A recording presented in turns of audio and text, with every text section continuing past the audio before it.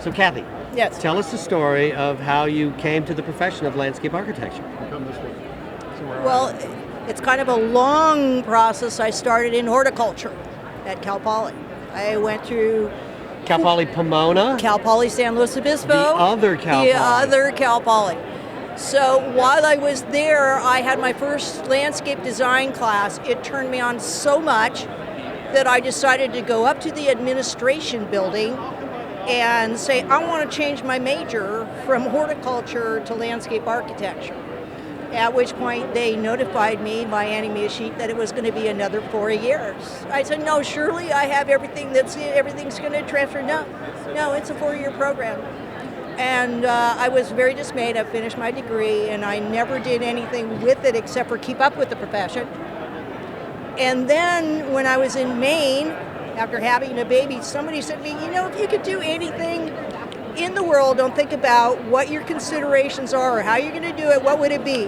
Like that. I said, I'd like to go back to school and become a landscape architect. Now, what year would this be?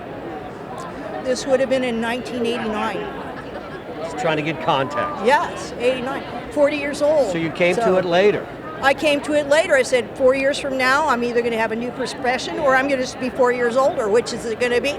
So what? I can follow my passion, live my dream, or I can just So what was your degree? horticulture before, and now it's landscape architecture and horticulture. I have 2 degrees. Very good. But my plant passion is what's kept me hired because I love and am very passionate about plants, and that's It is a common, I don't want to say criticism, but comment on landscape architecture that there's not enough focus on plantsmanship. How would you respond to that? Absolutely correct. Absolutely correct, and quite frankly, I think it starts in the schools. I think they're sending landscape architecture students out unprepared in terms of their plant material knowledge, and I'm probably not the first one to say that.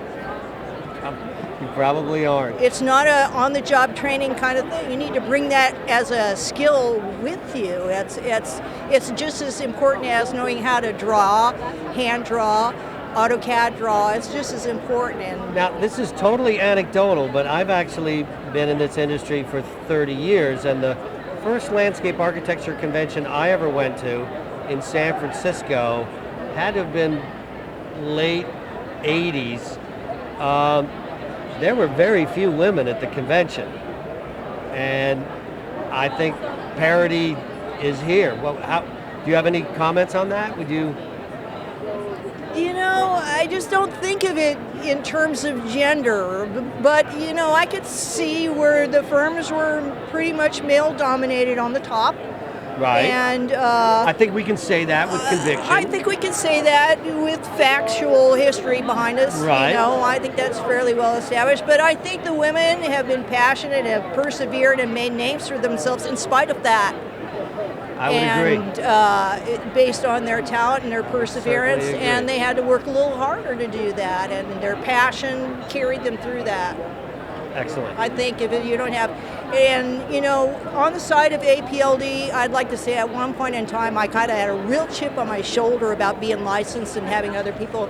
I've totally reversed that because I'm seeing some really outstanding design coming out of APLD. I really like that fact. Do you think that's because of the emphasis on plantsmanship as opposed Yes, to? they are definitely more planting. They're more horticulturally oriented, I think, as a profession than my ASLA group. I'm sorry to say that.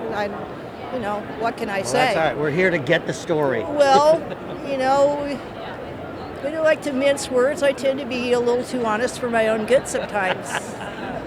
All right, Kathy. Well, thanks for talking to Sure. us. Bye. Bye.